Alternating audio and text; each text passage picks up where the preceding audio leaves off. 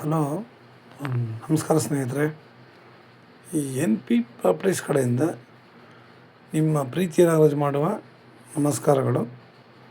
ನಾವೀಗ ನೋಡುವಂಥದ್ದು ಈ 2 ಎಕರೆ ಜಮೀನು ಸ್ನೇಹಿತರೆ. ಈ 2 ಕಡೆಗಿದೆ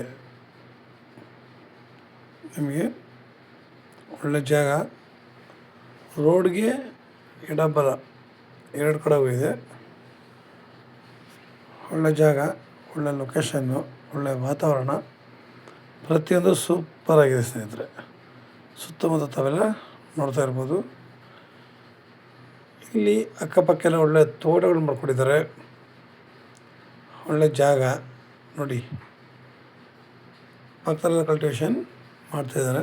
ತುಂಬ ಚೆನ್ನಾಗಿದೆ. ತಾರ್ ರೋಡಿಂದ ನಿಮಗೆ 1 ರಿಂದ 1.25 ಕಿಲೋಮೀಟ್ರ್ ಆಗ್ಬೋದು ಲ್ಯಾಂಡ್ಗೆ.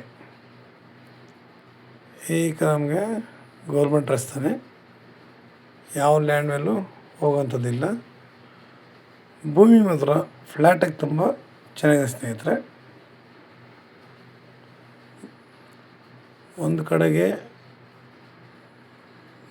1 ಎಕರೆ 17 ಗುಂಟೆ ಬರುತ್ತೆ.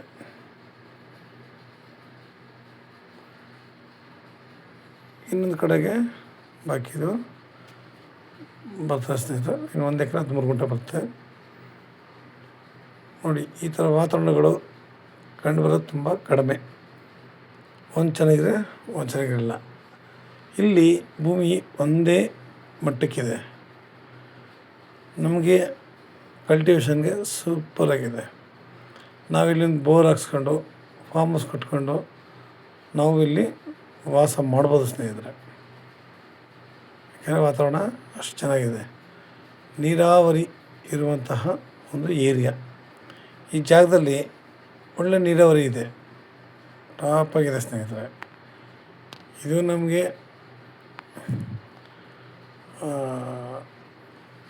ಇದು ನಮಗೆ 35 ಲಕ್ಷ ಹೇಳ್ತಾಯಿದ್ದಾರೆ ಪರಕ್ಕರು. ಅವರು ಏನೇ ಹೇಳಿ ಎದುರುಗಡೆ ಕೂತ್ಕೊಂಡು ಮಾತಾಡೋಣ ಸ್ನೇಹಿತರೆ. ವಿಲೇಜಿಂದ ನಿಮಗೆ ಇದೊಂದು 2 ಕಿಲೋಮೀಟ್ರ್ ಆಗುತ್ತೆ. ಅಂದರೆ ಮೆಟ್ಲಿಂಗ್ ರೋಡ್ ಇದ್ದಾವೆ ಆ ಕಡೆ. ಇದು ನಿಮಗೆ ಒಂದು 200 ಮೀಟ್ರಷ್ಟು ಮಡ್ ರೋಡು. ಮೆಟ್ಲಿಂಗ್ ರೋಡಿಂದ ಇದು ಸೈಡ್ಗೆ ಬರುತ್ತೆ. ಮೆಟ್ಲಿಂಗ್ ರೋಡ್ ಇದೆ ನೋಡಿ. ಇವತ್ತು ಈ ರೇಟ್ಗೂ ಲ್ಯಾಂಡ್ಗಳು ಸಿಗೋದು ತುಂಬ ಹಿಂಸೆ ಇದೆ ಸ್ನೇಹಿತರೆ. ನಾವು ಹೇಳಿದಷ್ಟು ಸುಲಭ ಅಂತೂ ಅಲ್ಲ. ಸ್ಟೇಟ್ ಹೈವೇ ಕಟ್ಕೊಂಡ್ರೆ ನಿಮಗೆ 2 ಕಿಲೋಮೀಟ್ರ್ ಬರೋಬರು. ಸ್ಟೇಟ್ ಹೈವೇಯಿಂದ ನಮಗೆ 2 ಕಿಲೋಮೀಟ್ರ್ ಇದೆ.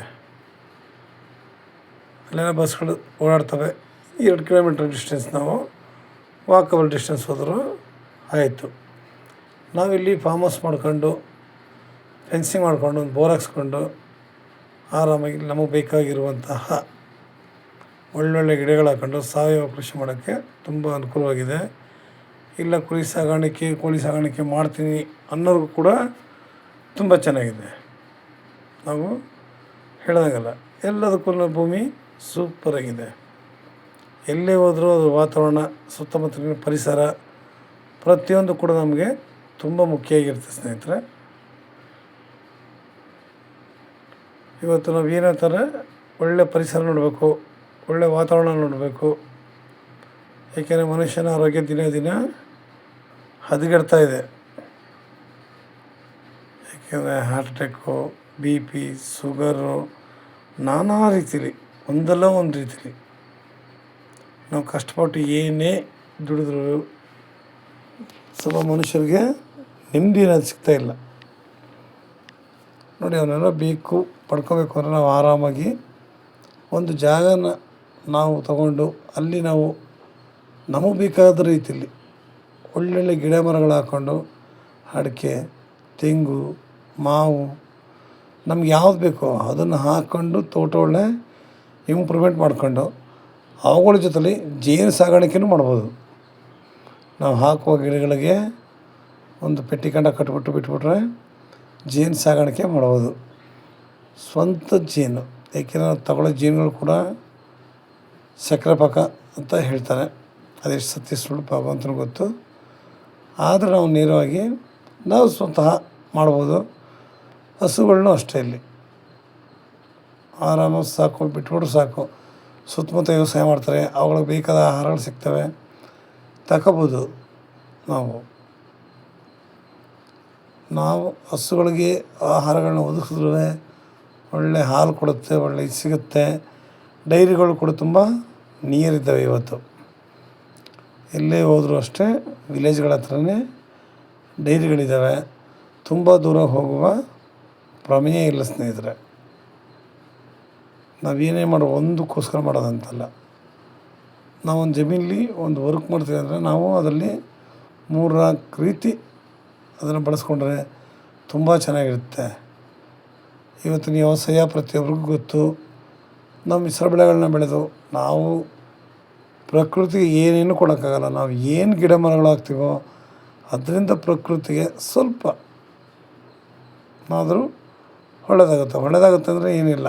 ಅದರಿಂದ ನಾವು ಒಳ್ಳೆ ಗಾಳಿ, ಒಳ್ಳೆಯ ಆಹಾರ ಪ್ರಕೃತಿಗೆ ಅಷ್ಟೇ. ನಾವು ಹಾಕೋ ಗಿಡ ಮರಗಳಿಂದ ಸುತ್ತಮುತ್ತಲಿನ ವಾತಾವರಣ ಸ್ವಲ್ಪ ತಂಪಾದ್ರೆ ಸಾಕು. ನೋಡಿ, ನಿನ್ನೆ ಮೊನ್ನೆ ಏನು ಪೇಪರ್ ನೋಡ್ದಂಗಿತ್ತು ನಾನು, ಬಿಸಿ ಗಾಳಿಗೆ 10,000 ಜನ ತೀರೋಗಿದ್ದಾರೆ ಅಂತ. ನೋಡಿ, ಅವೆಲ್ಲ ನಮ್ಮ ಕಡೆ ಆಗಬಾರ್ದು ಅಂತಂದರೆ ನಾವು ಇವಾಗಿಂದ ಎಚ್ಚೆತ್ಕೋಬೇಕು.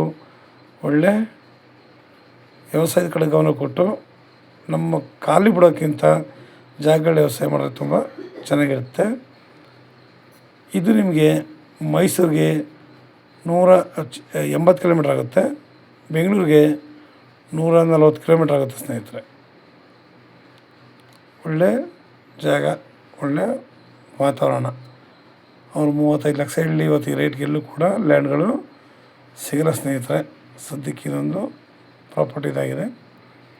ಹೆಚ್ಚಿನ ಮಾಹಿತಿಗಾಗಿ 6360446978 ಈ ನಂಬರ್ಗೆ ಕಾಲ್ ಮಾಡಿ, ಲೈಕ್ ಮಾಡಿ ಮತ್ತು ಶೇರ್ ಮಾಡಿ ಸ್ನೇಹಿತರೆ.